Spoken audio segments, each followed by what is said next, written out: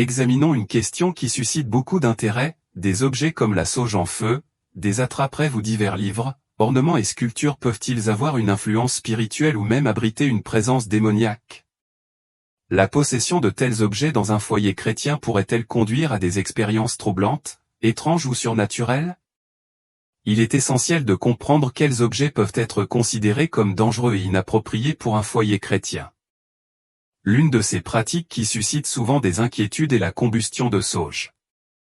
Pour évaluer son acceptabilité pour un chrétien, nous devons d'abord explorer pourquoi cette pratique a gagné en popularité. Brûler de la sauge n'est pas simplement une activité occasionnelle mais une activité rituelle. Ceux qui s'engagent dans cette pratique le font dans l'intention de modifier ou de purifier l'atmosphère ou l'environnement spirituel qui les entoure. Traditionnellement, dans certaines cultures, brûler de la sauge était utilisé comme un rituel ancien pour expulser les esprits négatifs ou malveillants. Dans les contextes contemporains, les gens brûlent fréquemment de la sauge dans leur maison en prétendant qu'elle sert à éliminer les mauvaises énergies, à éloigner les entités maléfiques et à favoriser la guérison et le bien-être. Cependant, il existe des raisons importantes pour lesquelles cette pratique est problématique pour les chrétiens. Premièrement, la sauge est étroitement associée à la sorcellerie et à l'occultisme. Son utilisation peut s'étendre à l'invocation et à la conjuration dans le cadre de ces pratiques, ce qui est intrinsèquement en conflit avec les enseignements chrétiens. Deuxièmement, recourir à la sauge pour la purification spirituelle implique un manque de foi dans le pouvoir de Jésus-Christ. En utilisant de la sauge pour purifier votre maison ou votre environnement, vous pourriez par inadvertance placer votre confiance dans un outil rituel plutôt que dans le nom et le pouvoir de Jésus. Les chrétiens croient que le sang de Jésus-Christ suffit à protéger et à sanctifier leur maison, rendant de telles pratiques inutiles. Par conséquent, choisir la sauge plutôt que le Christ signifie une confiance mal placée, suggérant que le recours au rituel spirituel pourrait être considéré comme un substitut à la protection et au pouvoir divin trouvé en Jésus. Les attrape-rêves sont profondément ancrés dans la tradition amérindienne, censés éloigner les cauchemars et permettre uniquement aux rêves positifs d'atteindre le dormeur. Ils sont souvent suspendus au-dessus des lits ou aux fenêtres dans le but d'influencer le royaume spirituel. Certains considèrent ces objets comme des symboles de protection et de spiritualité. Cependant, il est conseillé aux chrétiens de faire preuve de prudence. Dans 1 Corinthiens, l'apôtre Paul avertit les croyants vivant au milieu de pratiques païennes de ne pas se laisser influencer par des superstitions et des rites magiques liés à diverses idoles. Comme indiqué dans 1 Corinthiens 8, 5-6, car, s'il y a ce qu'on appelle des dieux, soit dans le ciel, soit sur la terre comme en effet il y a plusieurs dieux et plusieurs seigneurs cependant pour nous il n'y a qu'un seul Dieu, le Père, de qui viennent toutes choses et pour qui nous vivons, et un seul Seigneur, Jésus-Christ, par qui viennent toutes choses et par qui nous vivons. Lorsque des personnes placent des objets tels que des capteurs de rêves dans leur maison, elles peuvent s'ouvrir par inadvertance à l'influence de tout esprit associé à ces objets. Ce qui est souvent présenté comme un charme protecteur peut, en réalité, être un outil par lequel des forces malveillantes opèrent. Le diable est connu pour offrir des solutions trompeuses et une fausse aide, se faisant passer pour un ange de lumière. Par conséquent, un capteur de rêve ne repoussera pas les mauvais esprits ou les rêves sombres, il est plus probable que ce soit un canal de tromperie spirituelle. De plus, le type de médias et de divertissement présent dans un foyer peut également inviter des influences spirituelles indésirables. Tenez compte de la nature des films, des affiches et des jeux vidéo auxquels votre famille participe. Le paysage médiatique a de plus en plus adopté des contenus à thèmes occultes, et de nombreuses célébrités discutent ouvertement de leur implication dans les pratiques du nouvel GE et la sorcellerie. Si votre maison contient des souvenirs ou des marchandises liées à des thèmes surnaturels ou occultes, il est sage de retirer ces objets. Satan, le grand trompeur, est habile à faire paraître les choses dangereuses, inoffensives et séduisantes. Son but est de vous induire en erreur, de vous nuire et de vous détourner du chemin de Dieu. Les Écritures appellent les croyants à vivre une vie sanctifiée, à l'écart des influences du monde qui n'honorent pas le Seigneur. Cela signifie éviter de s'engager dans des contenus et des objets qui peuvent compromettre votre bien-être spirituel. Les livres sont une autre catégorie d'objets qui nécessitent une attention particulière et, dans de nombreux cas, doivent être retirés de votre maison. Cela comprend tout matériel lié aux croyances du nouvel GE, aux pratiques occultes, à la sorcellerie, à la magie ou aux phénomènes surnaturels. De tels livres doivent être brûlés. On trouve un puissant exemple de ce principe dans le livre des Actes, chapitre 19. Dans ce passage, l'apôtre Paul est à Éphèse prêchant l'évangile avec des résultats remarquables. Dieu accomplit par l'intermédiaire de Paul des miracles si extraordinaires que même les mouchoirs et les tabliers touchés par lui étaient utilisés pour guérir les malades et chasser les mauvais esprits. Témoins de ces événements miraculeux, un groupe d'hommes, les 7 fils de Séva, décidèrent d'imiter les méthodes de Paul. Ils tentèrent de chasser un démon en utilisant une incantation qui invoquait le nom de Jésus que Paul prêche. Cependant, ces hommes s'aventuraient dans le domaine spirituel sans autorité ni protection divine. Le démon répondit, « Je connais Jésus et je connais Paul, mais qui es-tu » Par la suite, l'homme possédé maîtrisa les 7 fils, les attaqua violemment et les laissa blessés et s'enfuit nu. La nouvelle de cet événement se répandit dans toute la ville d'Éphèse, instillant la peur et la révérence pour le nom de Jésus. Cela poussa de nombreux croyants à confesser ouvertement leur implication passée dans des pratiques occultes. Ceux qui s'étaient livrés à la sorcellerie apportèrent leurs livres de magie et d'incantation et les brûlèrent dans un feu de joie publique. Cet acte de brûler les livres était une démonstration tangible de leur repentir et de leur rejet des pratiques pécheresses passées. La morale de cette histoire souligne la nécessité de se débarrasser de toute implication dans les pratiques occultes une fois que l'on est venu à Christ. Peu importe à quel point un livre peut être intrigant ou informatif, s'il se rapporte à la magie ou à l'occultisme, il doit être détruit. En tant que chrétien, il est essentiel de débarrasser votre maison de tout livre qui promeut les pratiques occultes ou magiques. Détruire des livres de sorts, des textes d'incantation et des documents sur les manifestations surnaturelles n'est pas seulement un geste symbolique, mais une étape cruciale dans le rejet des pratiques qui entrent en conflit avec la foi et les enseignements chrétiens. Plongeons-nous dans le sujet important des statues, sculptures et ornements qui ont des connotations idolâtres. Dans un foyer chrétien, il est essentiel de faire preuve de discernement lors du choix et de l'exposition de ces objets. De nombreuses statues et sculptures représentent des divinités de diverses religions, incarnent des rituels liés à l'occultisme ou à la sorcellerie, ou sont associés à des prières aux esprits. Ces objets peuvent véhiculer une présence spirituelle qui pourrait ne pas correspondre à notre foi. Certains objets ne sont que de simples répliques d'artefacts provenant d'anciens temples païens, qui peuvent subtilement introduire des influences indésirables dans nos espaces de vie. Il est essentiel de considérer comment l'environnement que nous créons dans nos maisons reflète nos valeurs spirituelles. En tant que disciples du Christ, nous devons être attentifs à l'atmosphère que nous cultivons. Imaginez l'impact profond que cela aurait sur nos maisons si nous nous consacrions sincèrement à l'adoration de Jésus-Christ. Imaginez la transformation qui se produirait si nous nous engagions à parler, à lire, à écouter et à nous engager dans la parole de Dieu. Cela soulève des questions importantes, les chrétiens devraient-ils consommer de la musique et des médias profanes sans discernement ? Quelle devrait être notre approche face à la vaste gamme de contenus produits par l'industrie du divertissement ? Dans cette vidéo, nous explorons les aspects les plus sombres de la musique et du divertissement. Par exemple, examinons les paroles du dernier album de Taylor Swift, une figure éminente du monde de la musique. Sa chanson, Guilty as Sin, comprend ces lignes, « Et si je faisais rouler la pierre ? Ils vont me crucifier de toute façon. Et si la façon dont tu me tiens était en fait ce qui est sacré ? Si la bienséance patiente est ce qu'ils veulent de moi, ils ne savent pas comment tu m'as hanté de manière si étonnante. Je te choisis, toi et moi, religieusement. » Ces paroles semblent brouiller les frontières entre le sacré et le profane, remettant en question les perspectives chrétiennes traditionnelles. Un autre morceau, But Daddy Love Him, contient des paroles comme « Je viens d'apprendre que ces gens ne t'élèvent que pour t'enfermer. » Sarah et Anna sont dans leurs plus beaux habits du dimanche, serrant leurs perles, soupirant, « Quel désastre ! Je viens d'apprendre que ces gens essaient de te sauver parce qu'ils te détestent. Que Dieu sauve les salopards les plus critiques qui disent qu'ils veulent ce qu'il y a de mieux pour moi, en récitant des soliloques moralisateurs. Je ne verrai jamais, pensant que cela peut changer le rythme de mon cœur quand il me touche et contrecarre l'alchimie et défaire le destin. Tu n'as pas à prier pour moi et mon garçon sauvage, et toute cette joie sauvage si tout ce que tu veux est gris pour moi. En examinant ces paroles, nous pouvons mieux comprendre les implications plus larges de nos choix médiatiques et leur influence potentielle sur notre vie spirituelle. Engageons-nous dans cette exploration avec un cœur ouvert et le désir d'aligner nos choix de divertissement sur nos valeurs chrétiennes.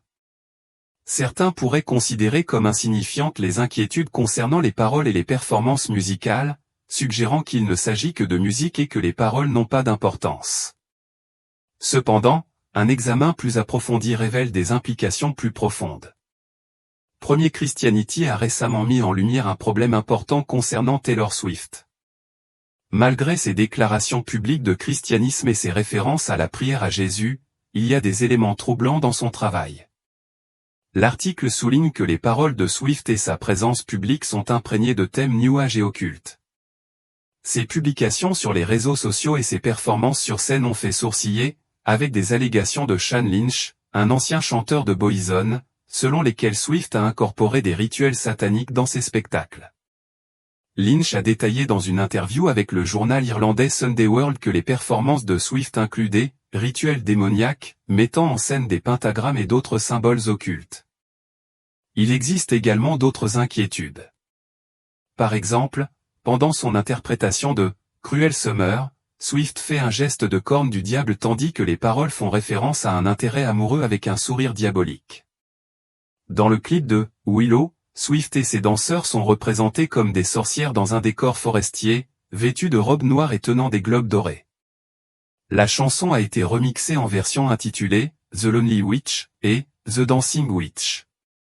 Le soul, un matériau traditionnellement associé aux baguettes magiques, ajoute un niveau d'inquiétude supplémentaire. De plus, la chanson « Karma » de Swift promeut un concept contraire à la doctrine chrétienne, décrivant le karma comme une divinité et suggérant la nécessité de vivre plusieurs vies pour expier ses actes. De tels éléments ont conduit certains chrétiens à se demander si Swift pourrait être impliqué dans la sorcellerie ou même le satanisme. Swift n'est pas un cas isolé. De nombreux artistes parlent ouvertement de leur implication dans les pratiques du nouvel GE et de l'occultisme. La jeune génération, souvent insensible à ces questions, peut considérer de telles révélations comme un signe d'illumination plutôt que comme quelque chose de troublant.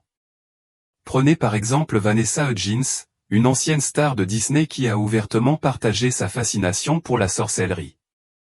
Dans une interview accordée à Nylon en avril 2023, Hudgens a avoué son attirance pour l'occulte, déclarant « J'ai toujours été attiré par l'obscurité de l'inconnu, ainsi que par l'herboristerie, depuis que je suis enfant. » Elle a décrit son expérience du tournage des films Princess Switch comme un moment charnière de son voyage spirituel.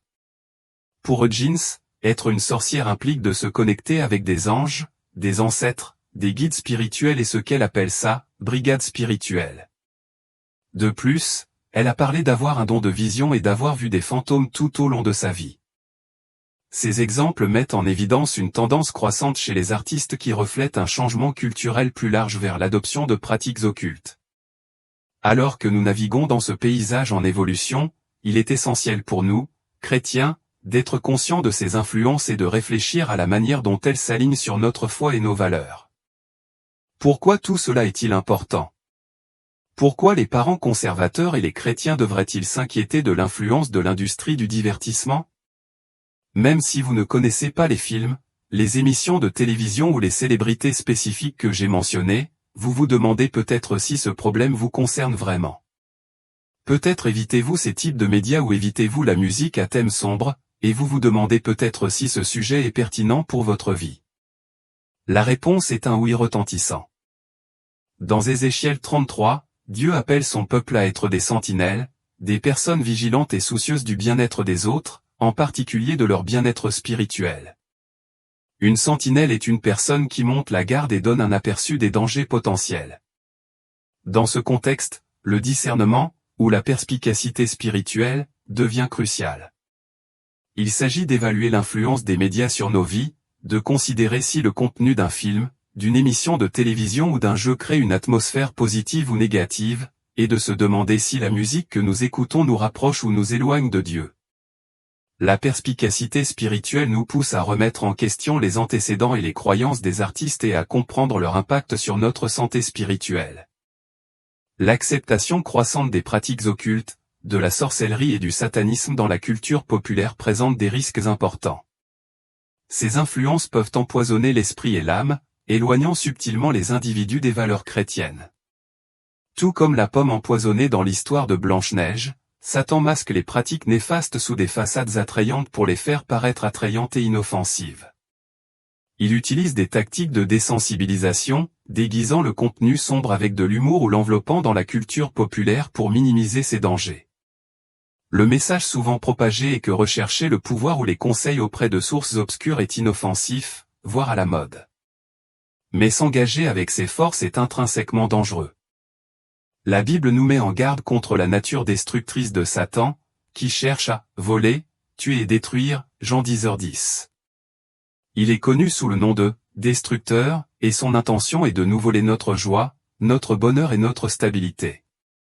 Lorsque nous flirtons avec les ténèbres, nous nous ouvrons à ces stratagèmes. Tout comme jouer avec le feu conduit inévitablement à des brûlures, s'adonner à des pratiques occultes ou adopter des thèmes sombres peut avoir de graves conséquences spirituelles. Pour cette raison, il est essentiel que les chrétiens fassent preuve de discernement dans tous les domaines de la vie, en particulier en ce qui concerne les médias que nous consommons. En étant vigilants et en priant, nous pouvons mieux nous protéger, nous et nos familles, contre les influences subtiles, mais puissantes, qui cherchent à saper notre foi et notre bien-être. Que nous conseille l'Écriture de faire face à de tels dangers spirituels? La Bible nous instruit clairement, ne donnez pas à Satan une occasion de se livrer à des pratiques occultes, Éphésiens 4h27. Ces conseils sont ancrés dans un enseignement biblique plus large sur l'évitement et le rejet de la sorcellerie et d'autres pratiques occultes. Deutéronome 18, 9-12 nous ordonne, quand tu seras entré dans le pays que l'Éternel, ton Dieu, te donne, tu n'apprendras pas à imiter les pratiques abominables de ces nations-là. On ne trouvera chez toi personne qui se livre à la divination, qui dise la bonne aventure, qui interprète les présages, qui pratique la magie, qui consulte les esprits ou les nécromanciens, ou qui interroge les morts. Car quiconque fait ces choses est en abomination à l'Éternel. Ce passage montre clairement que de telles pratiques sont détestables aux yeux de Dieu. Zacharie 10h2 nous met en garde contre les fausses orientations, en déclarant, les devins ont des visions mensongères, ils racontent des songes vains et donnent de vaines consolations. C'est pourquoi le peuple erre comme des brebis, il est affligé. Ce verset souligne la nature trompeuse de ceux qui prétendent avoir une vision surnaturelle en dehors de Dieu, égarant les gens et causant des souffrances. Dans 1 Jean 4, l'apôtre Jean donne des conseils essentiels pour discerner la vérité spirituelle, ne croyez pas tout esprit, mais éprouvez les esprits pour savoir s'ils sont de Dieu. Tout esprit qui confesse Jésus-Christ venu en chair est de Dieu. Tout esprit qui ne confesse pas Jésus n'est pas de Dieu. C'est l'esprit de l'Antéchrist, dont vous avez entendu parler, et qui est déjà dans le monde. Ce passage nous enseigne à évaluer de manière critique les influences spirituelles et à rejeter celles qui renient le Christ. Alors, quelle devrait être notre réponse? Nous sommes appelés à fuir le mal et à ne même pas le regarder. Rappelez-vous que Satan est le maître de la tromperie, habile à faire paraître les choses dangereuses, inoffensives et séduisantes. Son objectif principal est de nous tromper, de nous détruire et de nous éloigner du chemin de Dieu. La Bible appelle les croyants à être sanctifiés, à être dans le monde mais pas du monde, Jean 17h16. Nous devons vivre une vie à part qui honore le Seigneur, en évitant tout ce qui contredit sa vérité. Considérez le conseil de l'apôtre Pierre, qui nous avertit dans 1 Pierre 5h8, soyez sobres, veillez. Votre adversaire, le diable, rôde comme un lion rugissant, cherchant qui il dévorera. Cette image souligne la nécessité d'être vigilant et prudent dans notre marche spirituelle. Réfléchissez à la façon dont votre environnement et les personnes qui vous entourent peuvent influencer votre comportement. Vous avez peut-être remarqué que vous agissez différemment selon les personnes que vous fréquentez, plus religieux parmi vos coreligionnaires ou plus laïcs avec les non-croyants. Cette adaptabilité met en évidence notre sensibilité aux influences extérieures. Bien que certaines personnes puissent mieux gérer cette variabilité que d'autres, la vérité fondamentale demeure que nous sommes facilement façonnés par notre environnement. En comprenant et en appliquant ces principes bibliques, nous pouvons mieux affronter les défis spirituels de notre époque et rester concentrés sur une vie qui honore Dieu. C'est pourquoi la Bible nous avertit que Les mauvaises compagnies corrompent les bonnes mœurs, 1 Corinthiens 15h33. Les personnes qui nous entourent peuvent influencer notre comportement et notre état d'esprit de manière significative. De plus, nous sommes également profondément affectés par nos sens, ce que nous voyons, entendons, sentons, goûtons et touchons. Ces apports sensoriels peuvent façonner notre vie de manière subtile mais profonde, souvent sans même que nous nous en rendions compte. Si des forces spirituelles tentaient de vous influencer, elles le feraient probablement par le biais de ces mêmes sens. Elles utiliseraient ce que vous voyez et entendez, et utiliseraient même votre odorat, votre goût et votre toucher pour vous influencer. Bien que cela puisse sembler un concept inhabituel, considérez la façon dont les rituels occultes impliquent souvent des éléments sensoriels, tels que des odeurs, des goûts ou des expériences tactiles spécifiques, démontrant que nos sens peuvent être des passerelles spirituelles. Nos sens agissent comme des portails ouverts aux influences spirituelles, bonnes et mauvaises.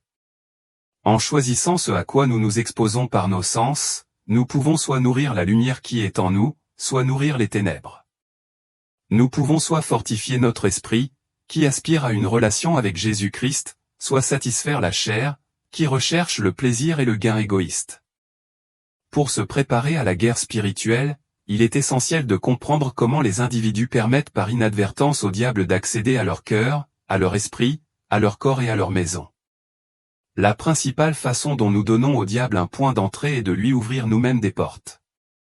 Le diable ne peut pas franchir une porte fermée, mais une porte ouverte est une invitation. Les portes ouvertes courantes incluent le contenu que nous consommons, en particulier les médias. Aujourd'hui, nous sommes inondés de contenu médiatique plus que toute autre génération précédente, grâce à la prolifération des services de streaming et des plateformes numériques. Pourtant, une grande partie de ce contenu est contraire aux valeurs et aux enseignements de la parole de Dieu. Il contient souvent de la violence, du contenu sexuel et d'autres éléments qui ne correspondent pas aux principes chrétiens. En consommant de tels médias, nous risquons de nous ouvrir à des influences spirituelles négatives et de compromettre notre intégrité spirituelle. À la lumière de cela, nous devons être vigilants quant à ce que nous laissons entrer dans notre vie par nos sens. Choisir des médias et des expériences qui correspondent à notre foi et à nos valeurs est essentiel pour nous protéger des influences spirituelles indésirables et maintenir une vie qui honore Dieu. Une étude révèle que l'Américain moyen aura été témoin d'environ 200 000 actes de violence à la télévision avant l'âge de 18 ans. Une telle exposition pourrait affecter considérablement votre sensibilité à la violence. Le diable pourrait utiliser ce bombardement constant pour vous désensibiliser, rendant les actes de violence moins choquants et peut-être même plus acceptables. Cette désensibilisation pourrait vous amener à devenir plus tolérant envers les comportements violents des autres, où vous pourriez commencer à justifier vous-même les actes de violence. Réfléchissez à la possibilité que le diable utilise une exposition répétée à des contenus sexuels en dehors des paramètres de Dieu pour éroder vos limites morales.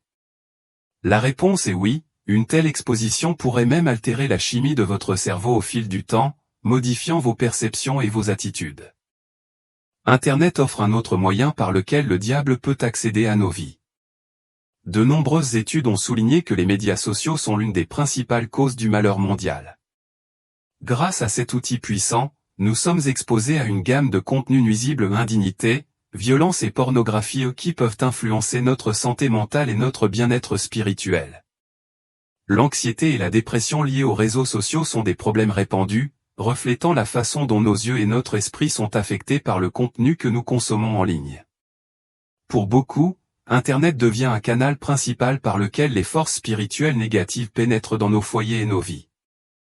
De plus, la musique est un autre moyen puissant par lequel les influences spirituelles peuvent opérer.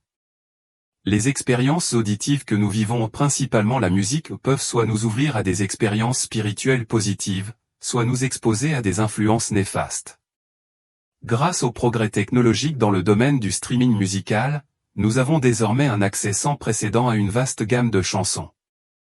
Cependant, une grande partie de cette musique est remplie de thèmes de violence, de promiscuité, de rébellion et de langage grossier, qui peuvent avoir un effet néfaste sur notre état spirituel. Le contenu visuel et auditif sont des moyens cruciaux d'influence spirituelle. Les médias que nous consommons par le biais de nos yeux et de nos oreilles ont le potentiel de façonner profondément nos pensées, nos sentiments et nos actions. En choisissant un contenu qui correspond à notre foi et à nos valeurs, nous pouvons nous protéger des influences spirituelles négatives et maintenir une vie qui honore Dieu. Quiconque a expérimenté le pouvoir de la musique sait qu'elle a un impact spirituel profond. La musique peut pénétrer profondément en nous comme peu d'autres choses le peuvent. C'est pourquoi le diable peut utiliser cette musique pour accéder à nos cœurs et à nos esprits. De même, des amitiés et des relations malsaines peuvent nous conduire sur des chemins d'impiété, contribuant à des pratiques contraires à notre foi.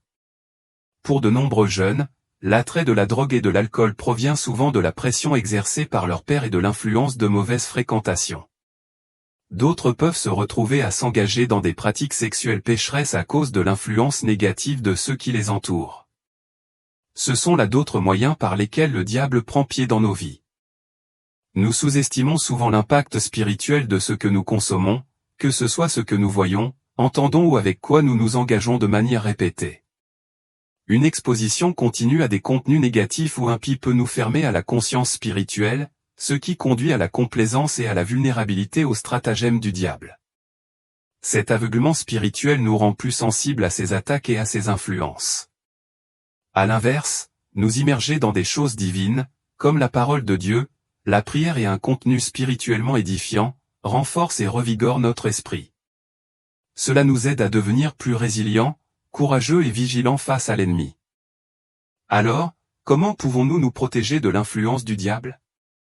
L'apôtre Paul donne une réponse claire dans Philippiens 4:8, au reste, frères, que tout ce qui est vrai, tout ce qui est honorable, tout ce qui est juste, tout ce qui est pur, tout ce qui est aimable, tout ce qui mérite l'approbation, ce qui est vertueux et digne de louange, soit l'objet de vos pensées. Nous devons veiller avec diligence sur les portes de nos sens, en choisissant de consommer uniquement ce qui est pur et pieux, et qui dirige notre cœur et notre esprit vers Dieu. Tout comme le diable utilise nos sens pour nous influencer négativement, nous pouvons également nous ouvrir à l'influence de Dieu en nous positionnant pour recevoir sa voix. En nous engageant dans un contenu qui nous édifie, nous inspire et nous construit plutôt que de nous démolir, nous nous rapprochons de Dieu. Écouter de la musique qui glorifie Dieu et apporte espoir et joie peut également renforcer notre connexion spirituelle. Lorsqu'elles sont utilisées à des fins saintes, ces pratiques favorisent non seulement une relation plus étroite avec Dieu, mais servent également de barrière protectrice contre les influences du diable. Ennemis, prêtons attention à la sagesse des Écritures et concentrons notre esprit sur ce qui est pur, beau, louable et digne de louange. Ce faisant, nous nous fortifions contre toute attaque de l'ennemi. En tant que chrétiens, nous croyons que Dieu nous fournit des conseils et des avertissements, souvent à travers les pages des Écritures. La Bible est un outil puissant conçu pour nous guider et nous alerter sur les dangers et les faux pas potentiels. Comme indiqué dans 2 Timothée 3, 16-17, toute écriture est inspirée de Dieu et utile pour nous enseigner la vérité et pour nous faire reconnaître ce qui ne va pas dans notre vie. Elle nous corrige lorsque nous avons tort et nous enseigne à faire ce qui est bien. Dieu s'en sert pour préparer et équiper son peuple pour toute bonne œuvre. La parole de Dieu offre des avertissements et des instructions pour chaque aspect de notre vie. En ce qui concerne l'état de notre cœur, il nous est demandé de le garder avec diligence, car il est la source de la vie. En ce qui concerne nos relations, Romains 12 nous conseille de nous efforcer d'être en paix avec ceux qui nous entourent, en faisant tout ce que nous pouvons pour vivre en harmonie. En ce qui concerne nos pensées, l'Écriture nous encourage à prendre chaque pensée captive et à la mettre dans l'obéissance au Christ. En ce qui concerne nos attitudes, les béatitudes de Matthieu 5 fournissent un cadre pour cultiver un comportement semblable à celui du Christ. La Bible nous met également en garde contre les conséquences du péché et de la désobéissance et nous offre des conseils sur la manière de vivre d'une manière qui plaise à Dieu. Pour ceux qui persistent dans le péché, la Bible nous rappelle que, le salaire du péché, c'est la mort. Pour ceux qui luttent contre l'orgueil, la Bible nous avertit que, l'orgueil précède la chute. Pour ceux qui vivent dans la rébellion, la Bible nous conseille de ne pas endurcir nos cœurs. Et pour ceux qui nourrissent le manque de pardon, la Bible nous met en garde contre les dangers de l'amertume et la nécessité du pardon.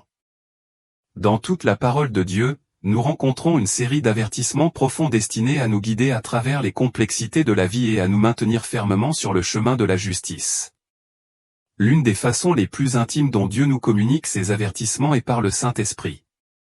En tant que guide et conscience, le Saint-Esprit nous parle, nous rappelant doucement nos péchés et nous poussant à revenir vers la vérité. Dans le livre de Jean, Jésus a fait une promesse remarquable, le Saint-Esprit nous conduirait dans toute la vérité. Cette présence divine se manifeste souvent par une petite voix douce, résonnant dans nos cœurs et nous poussant vers la repentance et la justice. Comme l'a dit avec éloquence John Piper, le Saint-Esprit est l'instrument de Dieu pour parler dans nos vies, nous dirigeant sur le chemin de l'obéissance.